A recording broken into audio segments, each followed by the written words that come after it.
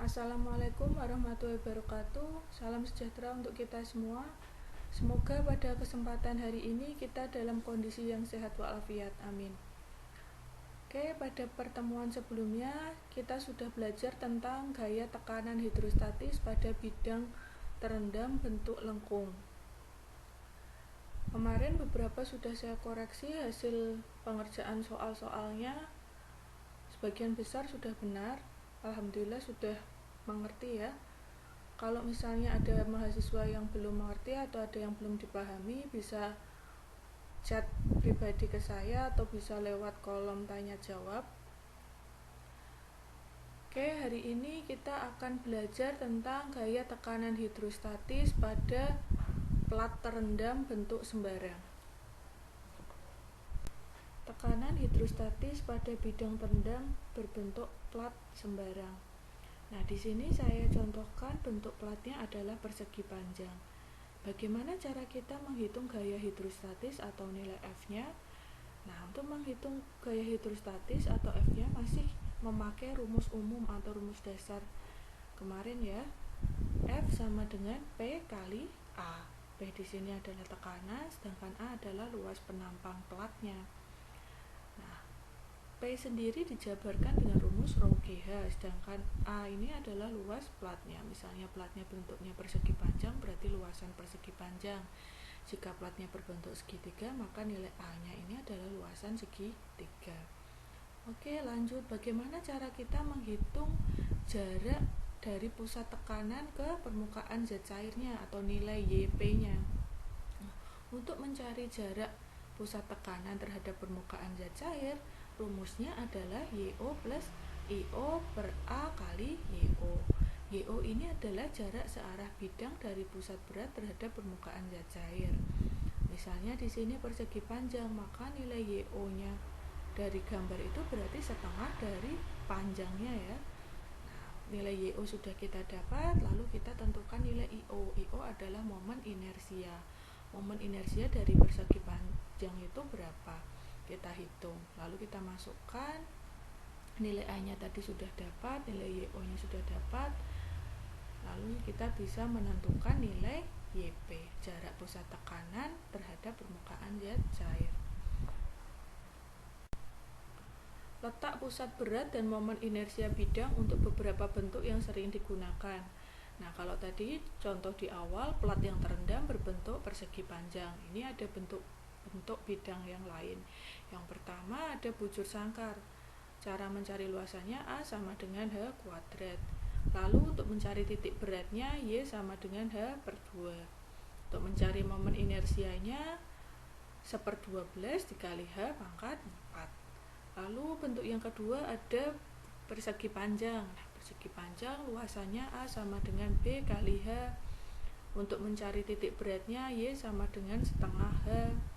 Mencari momen inersianya 1/12 BH pangkat 3. Lalu untuk segitiga, mencari luasannya setengah B kali H. Mencari titik beratnya Y sama dengan 1/3 H. Untuk mencari momen inersianya 1/6 BH pangkat 3. Lalu ada bentuk plat trapesium. Luasannya A plus B dikali H dibagi 2. Mencari titik berat trapesium, A plus 2B dikali H, lalu dibagi dengan 3 kali A plus B. Nah, untuk mencari momen inersia juga sudah ada rumusnya. Lalu bentuk yang selanjutnya adalah lingkaran. Nah, lingkaran di sini mencari luasannya 1/4 pi D kuadrat. Jarak titik beratnya Y sama dengan D per 2. Momen inersianya 1/64 kali pi D pangkat 4. Lalu ada bentuk plat setengah lingkaran. Untuk plat setengah lingkaran, luasannya 1/8 pi D kuadrat. Jarak titik beratnya Y sama dengan 0,212 dikali D. Mencari momen inersianya 6,86 kali 10 pangkat min 3 kali D pangkat 4. Lalu bentuk selanjutnya ada seperempat lingkaran. Untuk mencari luasannya rumusnya 1/16 pi d kuadrat. Mencari titik beratnya sama seperti mencari titik berat setengah lingkaran ya. Rumusnya 0,212 d. Sedangkan untuk mencari momen inersianya 3,43 kali 10 pangkat min 3 kali d pangkat 4. Oke, lanjutnya kita coba mengerjakan contoh soal. Suatu plat berbentuk campuran seperti terlihat pada gambar. Apabila plat terendam dengan posisi vertikal di dalam air sedemikian sehingga puncak segitiga A berada pada permukaan air, hitung total gaya hidrostatis F dan letak pusat tekanan YP. Langkah pertama untuk mencari gaya hidrostatis total pada plat dibagi menjadi dua bagian plat. Yang pertama plat berbentuk segitiga ABC, yang kedua plat berbentuk bujur sangkar BCDE. Oke, kita hitung plat segitiga ABC. Nilai gaya hidrostatis rumusnya F sama dengan rho GH dikali A. Kita tentukan nilai A-nya dulu atau luasan. Luas penampangnya berbentuk segitiga, berarti luas segitiga setengah kali alas kali tinggi, setengah kali 3 kali 2. Didapat nilai A-nya sebesar 3 meter kuadrat. Lalu kita tentukan kedalaman pusat berat atau nilai H-nya. Berarti kalau dari gambar nilai H-nya 2/3 kali tinggi segi 3. 2/3 kali 2. Didapat kedalaman pusat berat atau nilai H 1,33 meter. Lalu kita masukkan ke dalam rumus. F sama dengan rho GH kali A. Untuk air berarti berat jenisnya 1.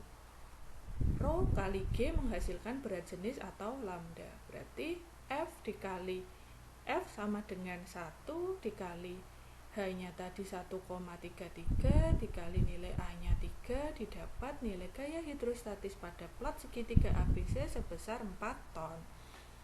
Oke, lanjut kita menghitung nilai YP-nya, jarak pusat tekanan ke permukaan air.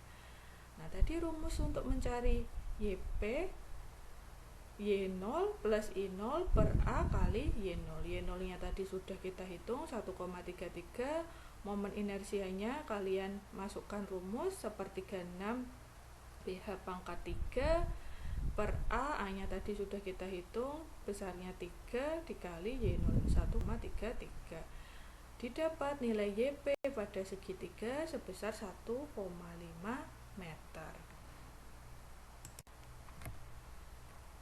Selanjutnya kita hitung gaya hidrostatis yang bekerja pada plat terendam berbentuk bujur sangkar BCDE. Caranya masih sama, kita tentukan luas bujur sangkar.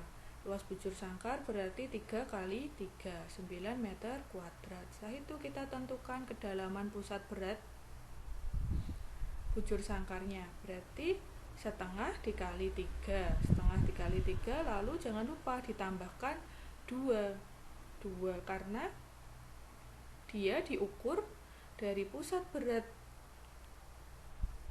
persegi ke permukaan zat cair. Jadi 2 ditambah setengah dikali 3 menghasilkan 3,5 meter. Oke, lalu kita masukkan ke dalam rumus F sama dengan rho GH dikali A. Rho dikali G atau lambda airnya 1 dikali H-nya tadi 3,5 dikali A atau luasan penampang bujur sangkar sebesar 9, didapat nilai gaya hidrostatis pada plat bujur sangkar sebesar 31,5 ton. Oke, selanjutnya kita hitung nilai YP-nya. Nah, kita hitung nilai YP-nya sama seperti rumus di awal bahwa nilai YP ditentukan dengan Y0 plus I0 per A kali Y0. Y0-nya tadi sudah dapat 3,5. I0-nya kita masukkan rumus untuk bujur sangkar berarti 1/12 BH pangkat 3. A-nya tadi sudah dapat nilainya 9. Masukkan lagi Y0-nya 3,5. Nah, dapat nilai YP-nya. Nilai YP-nya berarti 3,7143 meter.